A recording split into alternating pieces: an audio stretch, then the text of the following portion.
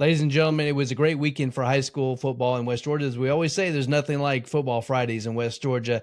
It was an undeniable performance by all 9 teams. We're going to get into the detail on Mason's matchups and his predictions, see how they came out.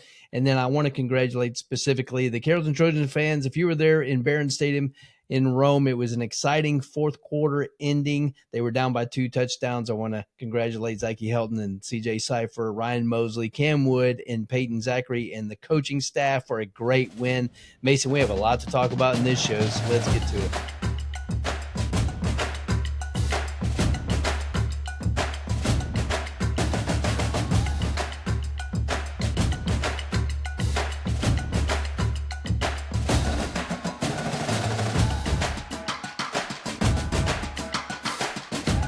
Welcome to the West Georgia Gridiron Podcast. I'm your host, Mason Taylor, and as always, I'm joined by my father, my co-host, my producer, Mark Taylor, and this is our Week 3 postgame show. Yeah, everybody were playing this week except for Villa Rica. They were on a bye week, but did not go the way that we predicted this.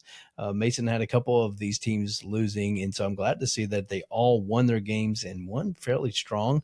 I want to get into starting with Bowden Bremen. Now, this was my game of the week. Mason had a different one that we'll get into later. He saw Temple and Tryon as a better game, more competitive. But this is an almost 80-year-old rivalry. I think you referred to this one as hate week, right? But 48-7, I did not see this one being that lopsided. Speak for yourself. Obviously, probably the best rivalry, the deepest rivalry in this area. 48-7. I saw it going this way. I had them winning 41-13 for the Red Devils. Obviously, with this win, Bowden's now 2-1 on the season. They're on a 2-game win streak after their heartbreaking season opener loss. Bremen, this is their first loss of the year, and this is only their second game of the year. Bremen's first game on the road. Bowden was up 28-7 at the half, so Bremen just got absolutely shut down in the second half, and really even a little bit in that first half. Bowden scoring 20 points in the second half. Josh Hopkins threw for four touchdowns. I know Prothor had over 150 receiving yards. Just an absolute dominant performance for the Bowden Red Devils, and really not too much to say about either of these teams. It was pretty expected on my end. Yeah. And then Carrollton Trojans, we've already pointed this out, 28-21. They were down by 2 touchdowns. And I will say that defense and offense finally got it together. It was not a good half, Mason. And I know you've got some emotions about that first half. You were helping be in the booth through production with this and Trojan Network. But what were you seeing from the booth that maybe there were some bad calls? There was some officiating that was very questionable. What happened? But you can't blame it all on the referees, though.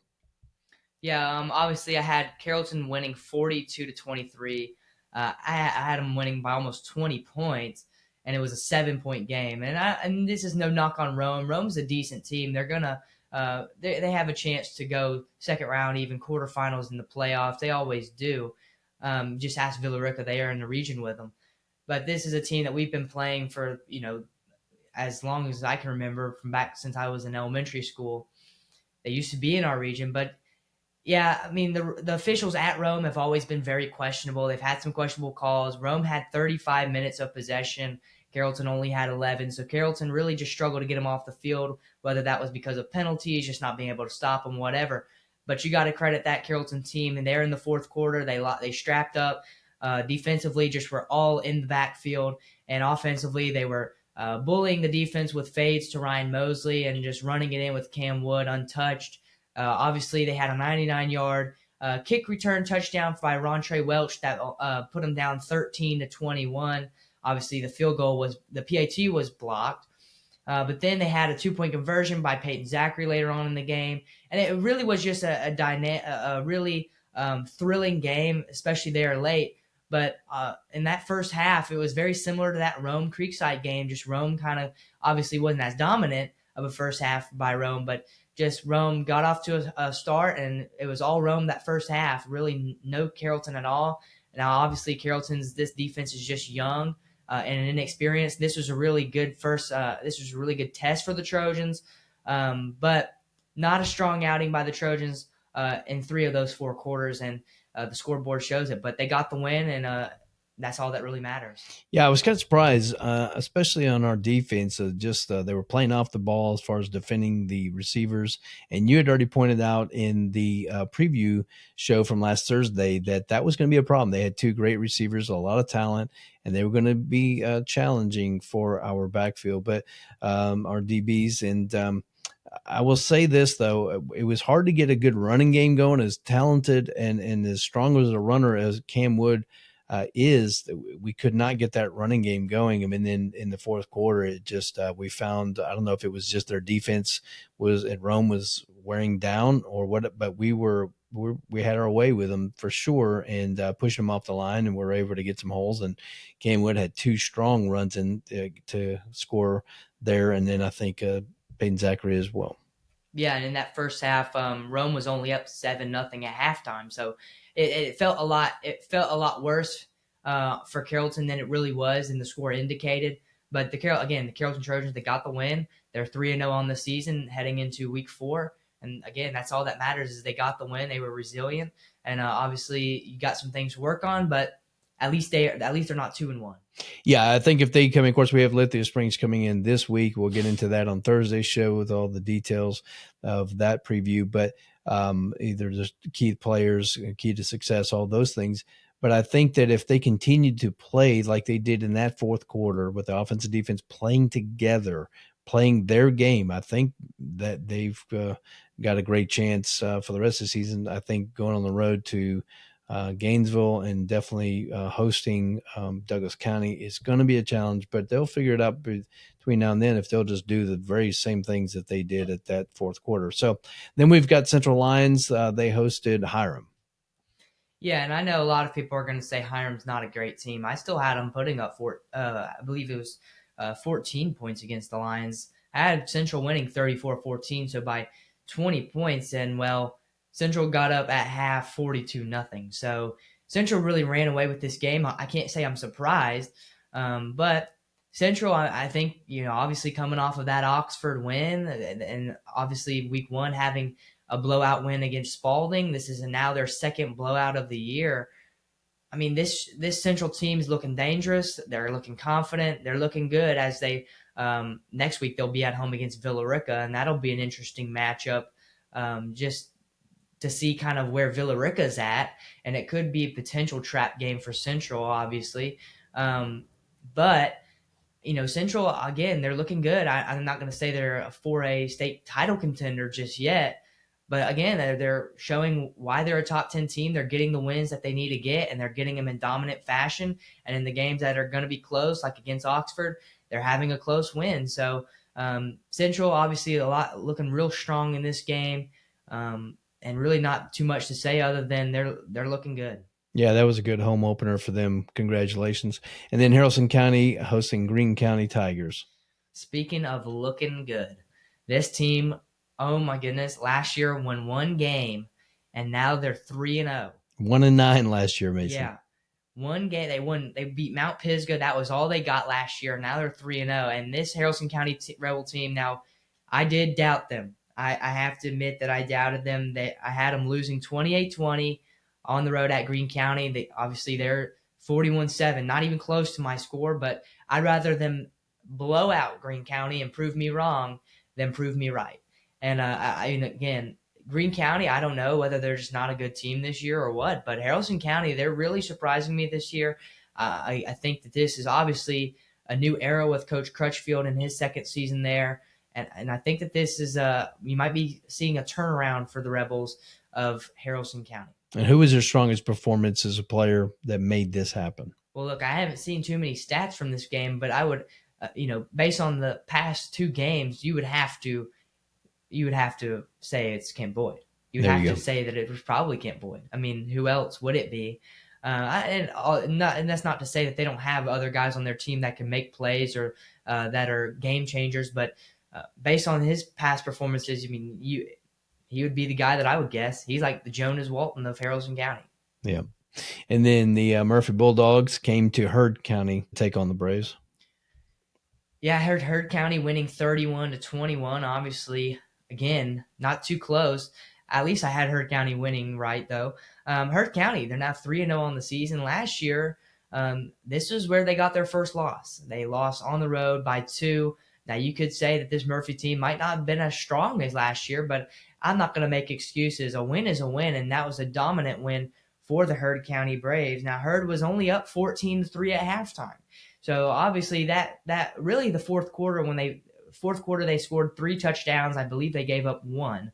So, really that second half is when you saw Heard County pull away. That first half was kind of close, but this Murphy team, don't get them twisted. I mean, they got size. They're not a pushover team. So Heard County getting a revenge from last year at home, 42-10 is great. And now they have a bye week as they get prepared to take on Bowden, and that's going to be one heck of a game when the Red Devils travel to Franklin to take on the Braves.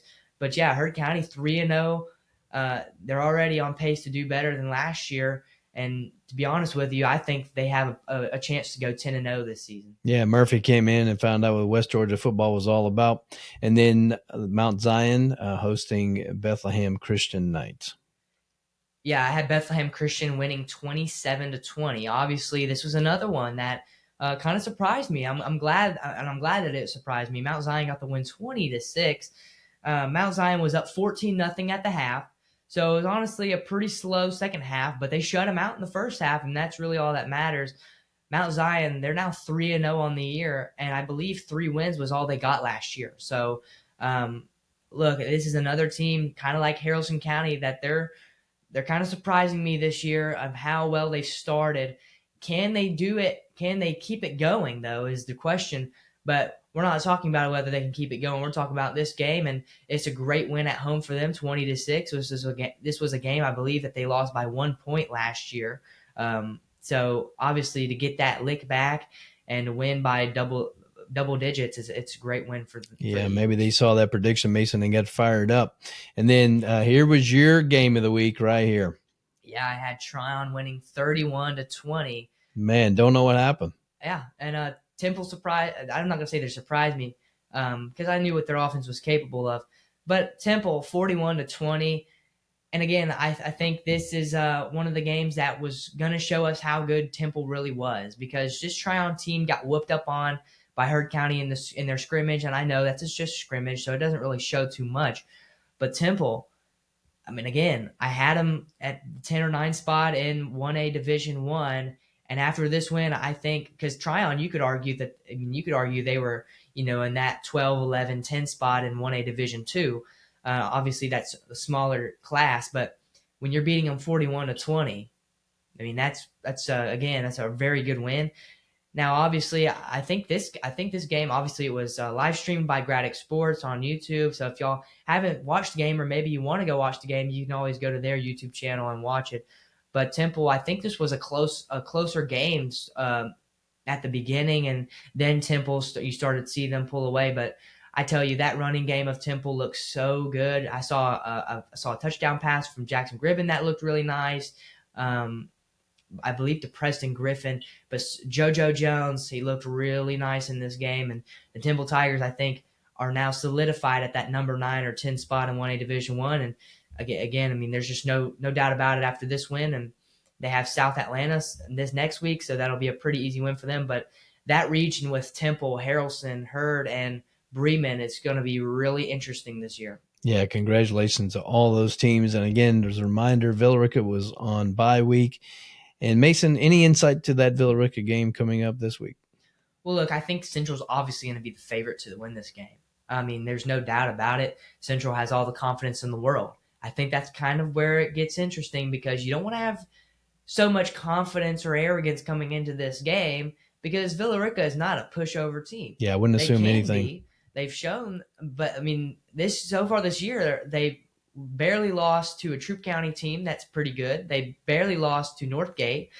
Obviously, they're going to be on the road for the second time this season, and Central's going to have a home field advantage. But Central's a dominant team. They should dominate this game, but I wouldn't be surprised if Villa Rica racks up some points, maybe getting 14 to 21 points. I don't know about my official score prediction right now, but Matthew Eubanks at the quarterback position, he's dangerous. Can he protect the ball? I think is going to be the question there. And then defensively, that defensive line of Villa Rica is pretty good. I mean, they got a somewhat decent defense. So I think this could be a trap game for Central. Obviously, I'm going to have to look more into it, but I wouldn't count out the Wildcats, to be honest. They do have motivation to win that game. They're 0-2. They're just dying to get a win. But for game of the week, I mean, look, let's see. I mean, Bowden's on the road at Westside Macon. Bremen's got McNair, so it wouldn't be them. Carrollton's got Lithia Springs. Obviously, Central Villa Rica. Gosh, I mean, I'm going to say I guess it would have to be that Central Villa Rica game, to be honest with you. But again, that's not an official pick yet, so I wouldn't count on it. But thinking of it right now, that would probably be just off the top of my head. So that'll wrap up our week 3 post-game show as we enter week 4. And it's hard to believe that we're already at mid-season.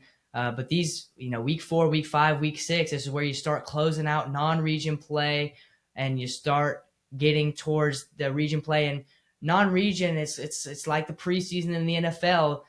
The only difference, it does count towards your record, but region's really where it matters. That's where playoff seeding starts to come in. So can these teams like Bowden, Bremen, Carrollton, Central, Haralson County, Heard County, all these teams, can they close out non-region play with a bang as they enter region play? We'll see in the upcoming weeks. But again, thank you for joining us on our week 3 post-game show. Make sure to tune in Thursday for my weekly pregame analysis, predictions, and more. We'll see my game of the week, maybe my X factors of the week, my keys to success, all the good stuff. But make sure to tune in Thursday if you want to hear all that. So with that being said, we're going to sign off. Thank you for joining us.